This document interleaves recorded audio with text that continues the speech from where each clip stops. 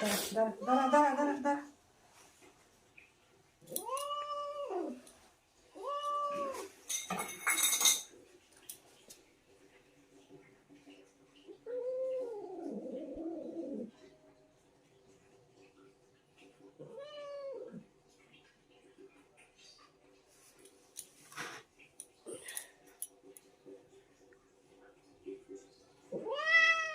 দাঁড়া দাঁড়া